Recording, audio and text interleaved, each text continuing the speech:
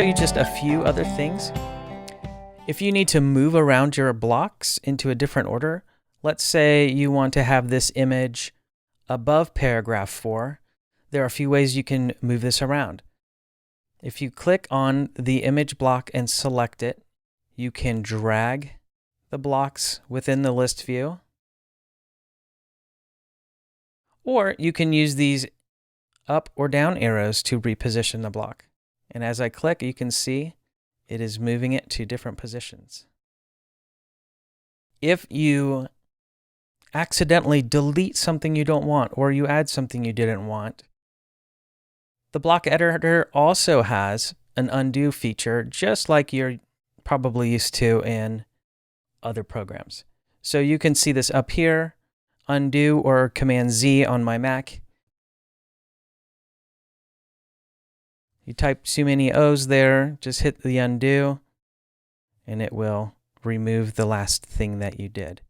Now, before we finish up, I want to show just a few more things as far as working in Pages and just a couple tips.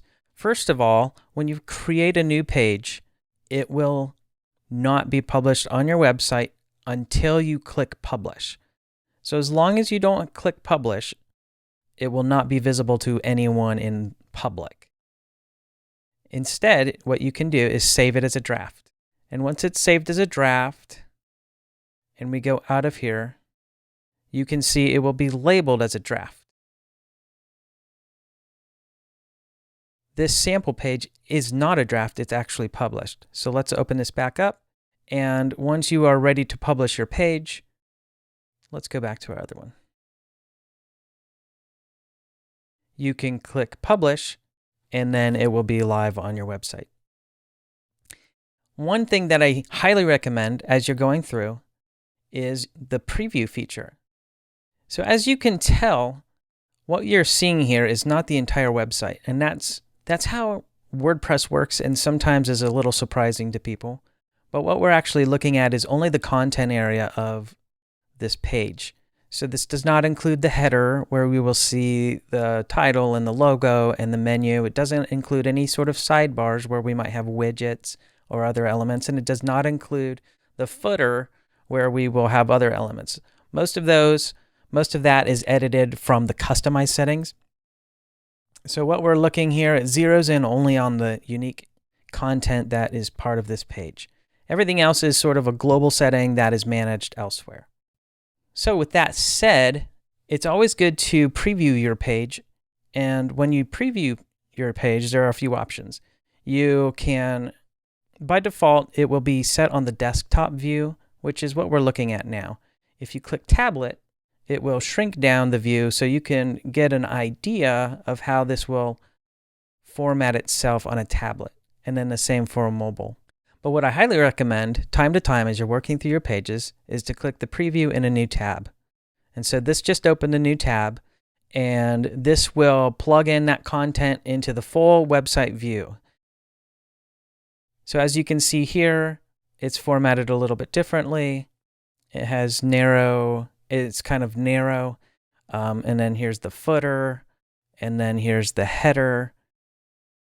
And you can just get a great idea of how this page will look to viewers once it's published.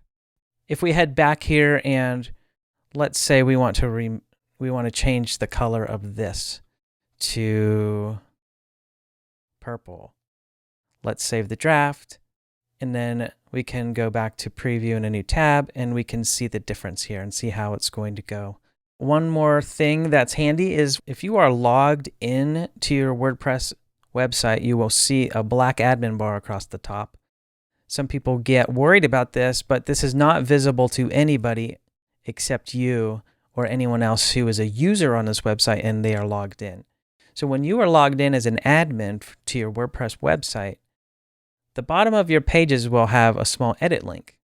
Again, this is not visible to anyone but you while you are logged in. If you click this, will open up to the page editor.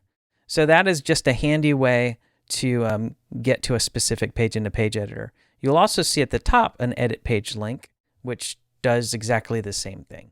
Okay, so what we're going to do next is hop over to our other website we're working on. So let's hop into the page editor for this page. And what I want to show you briefly is the additional blocks and options that we have in addition to the basic WordPress block editor blocks.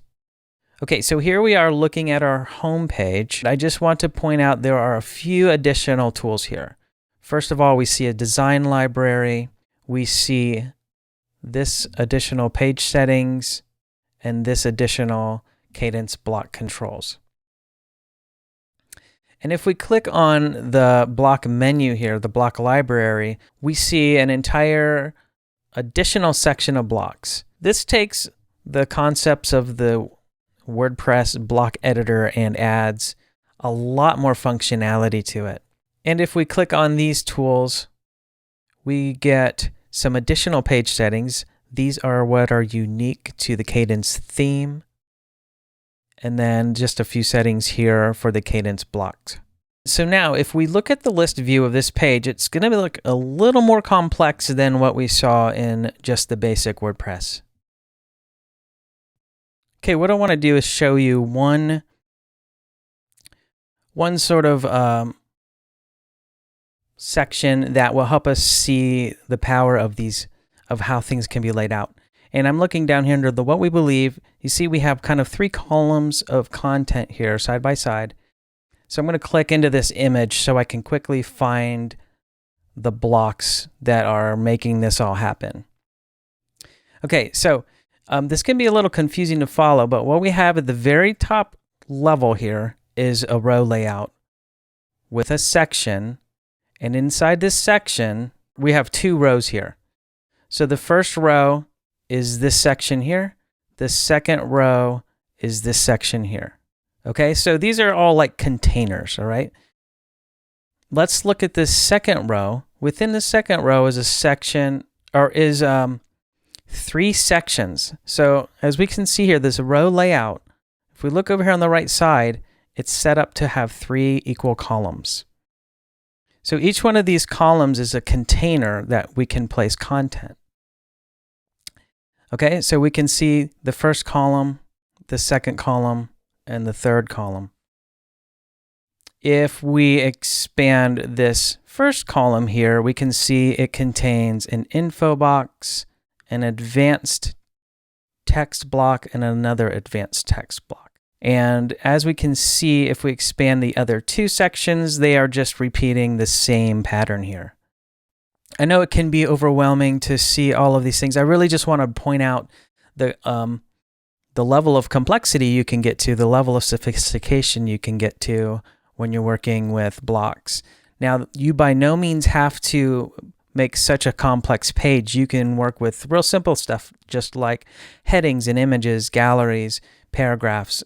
But I just wanted to show you what is possible with the tools that we're working with here. If you get to where you're ready to take things to the next level, you do have the option to do that. Okay, so that is the block editor